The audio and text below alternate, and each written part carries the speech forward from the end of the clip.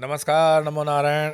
आज हम गीता दैन्य दैनिक के 51 दिन 51st डे के अंदर प्रवेश कर चुके हैं और आज जिन श्लोकों का हम पठन करने जा रहे हैं वो हैं दूसरे अध्याय का 48वां और 49वां श्लोक, 48th एंड 49th श्लोक ऑफ चैप्टर 2 गीता। आइए पाठ करते हैं।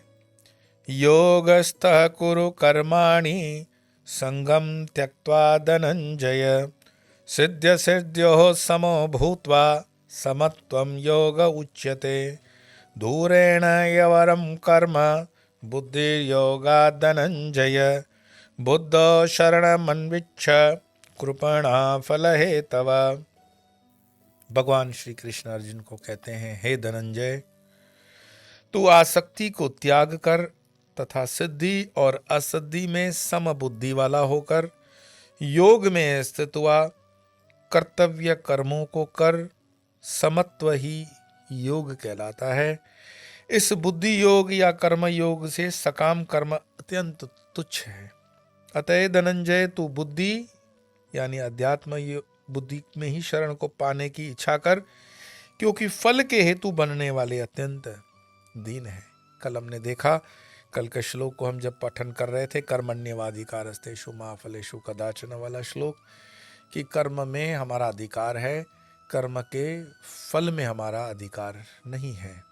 दुनिया के अंदर कई बार आप जब कहते हो कि मैं इतनी मेहनत करता हूँ, इतना मेहनत करता हूँ, फिर भी मुझे धन की प्राप्ति नहीं होती, तो उसमें दो काम हो सकते हैं। या तो आप बहुत इंटेलिजेंट हो और भगवान मूर्ख है, या तो फिर आपके कर्म आपको नड़ रहे हैं, क्योंकि भगवान तो फिर मूर्ख नहीं हो सकता। अगर आपने स्वीकार कर लिया कि भगवान मूर्ख नहीं है, तो आप भी मूर्ख नहीं हो, तो फिर कहाँ गड़बड़ हो रही है? तो आपके कर्म आपको नड़ रहे हैं। तो इस जन्म में, उसके पहले भी मैंने आपको एग्जाम्पल दिया था कि कुछ ऐसे कर्म हो जाते हैं जिनसे हम अपना सरोकार बांध लेते हैं। वो कर्म हमें बीच रास्ते में जीवन के उस मार्ग में मिलते रहते हैं। हम जब समत्व में आ जाएं, समत्व का मतलब है तराजू वाला समत्व, दोनों पलड़े बराबर में, ये समत्व है। इसीलिए तराजू को कहीं कहीं सामी भी कहा जाता है। सामी का मतलब है समत्व वाला सामी। तो वो भगवान कृष्ण भी अर्जुन को यही कह रहे हैं कि हे धनंजय, आसक्ति को त्याग कर सिद्धि और असिद्धि में समबुद्धि वाला हो और योग में स्थित हुआ, कर्तव्य कर्मों को कर और समत्व का योग करने लायक है। इस बुद्धि योग से सकाम कर्म अत्यंत तुच्छ है। सकाम कर्म मीन्स सकाम, कामना सहित। अगर मैं इतना दान देता हूं तो मुझे ये मिलेगा क्या? मैं अगर इतनी दक्षिणा देता हूं तो मुझे ये मिलेगा क्या? मैं इतना मंत्र का जाप करता हूं तो इतना मुझे मिलेगा क्या? ये सब सकाम है। सकाम कर्म के चक्कर में अगर कभी कभी वो रिजल्ट नहीं मिलते हैं तो मन में एक द्वेष उत्पन्न होता है।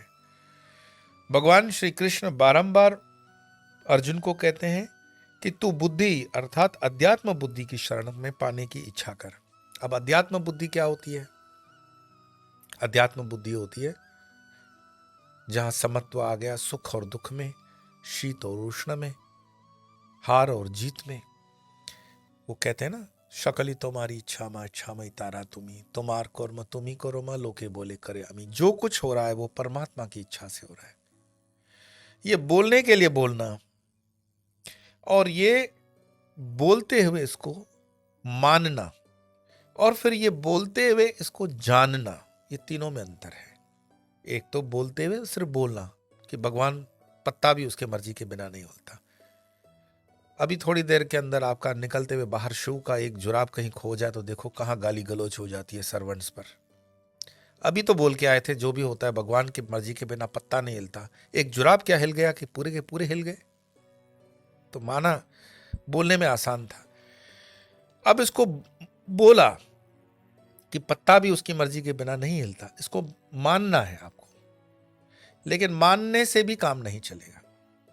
मान लो ये ऐसा ही है कि किसी बच्चे को हमने विदेश से आए एक सज्जन से मिला दिया और उसको कह दिया कि ये तुम्हारे चाचा हैं, 15 साल पहले घर छोड़ करके भागे थे, अमेरिका से लौटे हैं डॉलरों की बैग भर भर के।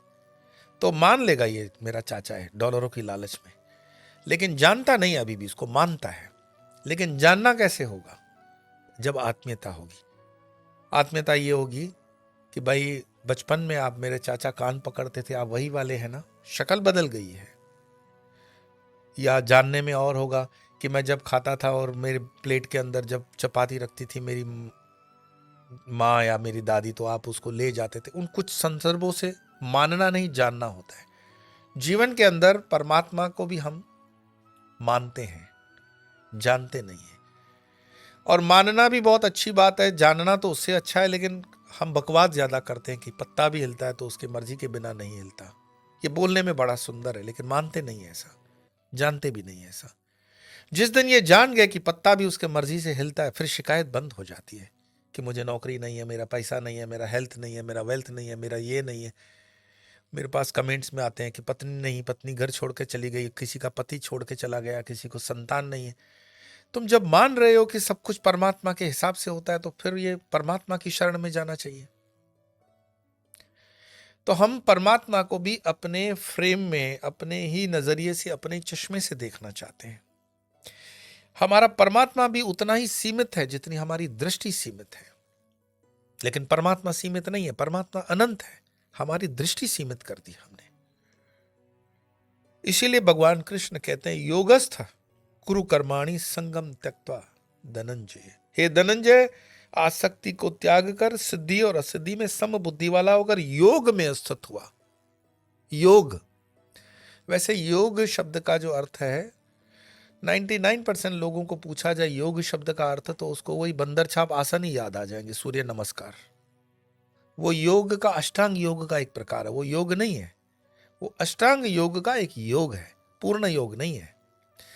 और अगर शाब्दिक अर्थ भी लिया जाए तो योग का अर्थ होता है जोड़ना। हम जब किसी को मैथमेटिक्स करवाएंगे, वैदिक मैथमेटिक्स में, संस्कृत के मैथमेटिक्स में, तो 2 का 4 से योग करो तो क्या उत्तर आएगा? तो 2 का 4 योग होता है 6। जोड़ दिया ना, 2 से 4। यहां ये कहते हैं कि तू योग में स्थित हो, तो किससे जोड़ रहा है खुद को? योग का मतलब जोड़ना है, तो किस से जोड़ेगा? तो जोड़ने के लिए फिर दूसरे श्लोक में आकर के वो उसको कहते हैं अध्यात्म बुद्धि से। अध्यात्म बुद्धि क्या है?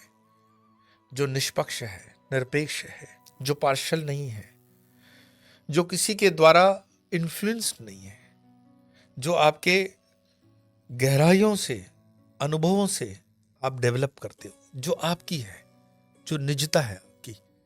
मैं किसी का उदार विचार लेकर के कर रहा हूं, किसी की कमेंट्री पढ़ करके मैं समझ रहा हूं, तो अभी भी मेरी समझ डेवलप नहीं हुई है।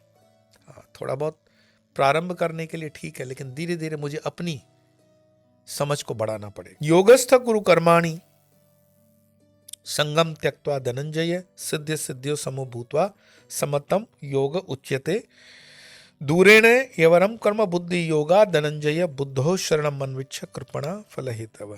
बुद्धो शरणम अन्विच्छ, हे तू बुद्धि में ही शरण को, तू बुद्धि, अध्यात्म बुद्धि में ही शरण को पाने की इच्छा कर। बुद्धो शरणम अन्विच्छ, अध्यात्म बुद्धि के शरण में तुम जब जाओगे तो, क्योंकि फल के हेतु बनने वाले अत्यंत दीन है। हम हर चीज का फल चाहते हैं, हर चीज का इंस्टेंट फल चाहते हैं। फल भी चलो, फल तो ठीक है, पर इंस्टेंट फल चाहते हैं। और वो फल भी हमारी चॉइस का होना चाहिए। हम नहीं चाहते हैं कि हम जो भी इम्तिहान दें उसमें फेल हों। मैं कई विद्यार्थियों से मिलता हूँ, स्टूडेंट से मिलता हूँ, IAS IPS की तैयारी में भी बेचारे, क्योंकि वैकेंसीज बहुत कम है, कसौटी बहुत मुश्किल है, और दिन ब दिन वो कसौटी और कड़क होती जा रही है। तो मैं उसे कहता हूं कि तुम अगर कहीं पे नापास हुए हो, कहीं पे थोड़े बहुत मार्क्स तुम्हारे कम है, तो क्या मानते हो? तुम कहीं कम हो, या जो सामने की लेवल है वो तुमसे ऊंची उठा दी गई है? किसी से वो प्रश्न करो जो उसके लेवल में मैच हो, तो शायद उत्तर दे भी दे, लेकिन प्रश्न वो हो जो उसके लेवल से भी डबल हो जाए, तो उसका फेल होना निश्चित हो जाता है। उसमें उसको दुख करने की आवश्यकता नहीं है। अगर मान लो कि मैं 7वीं कक्षा के बच्चे से 12वीं कक्षा का प्रश्न पूछूं और वो फेल भी हो जाए, तो उसे ये कम से कम संतोष होना चाहिए कि मैंने उसको अटेम्प्ट किया, मैंने उसको कम से कम उत्तर देने का प्रयास किया। फेल होना तो निश्चित है, उसका अटेम्प्ट किया, यही बहुत बड़ी बात है। अर्जुन की तरह भाग भी तो सकता था कि नहीं, ये 12वीं का प्रश्न है, मैं इसका उत्तर नहीं दूंगा। जीवन में कई बार हमारे ऐसी ऐसी समस्याएं आ जाती हैं जिनको हमारी लेवल से बहुत बड़ी परेशानी हम काउंट करते हैं। तो क्या उसको देख करके हमें पलटा मार करके भाग जाना है, पीठ दिखानी है, या कम से कम उसको फेस करने रहना है? तो मुझे लगता है फेस करते रहने में कम से कम हमारा आत्मसम्मान बना रहता है कि मैंने उसको अटेम्प्ट तो किया।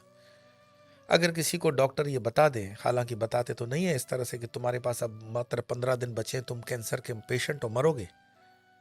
अगर मानो हिम्मत से डॉक्टर ने बता भी दिया कि अब तुम्हारे पास 15 दिन है, तुम मरने वाले हो, तो उसे क्या करना चाहिए? 15 दिन रोना धोना चाहिए? 15 दिन के लिए उसको उसका 100% टाइम यूज करना चाहिए? 15 दिन का उसके पास टाइम टेबल क्या हो? और मैं कहता हूं 15 दिन भी बहुत ज्यादा है।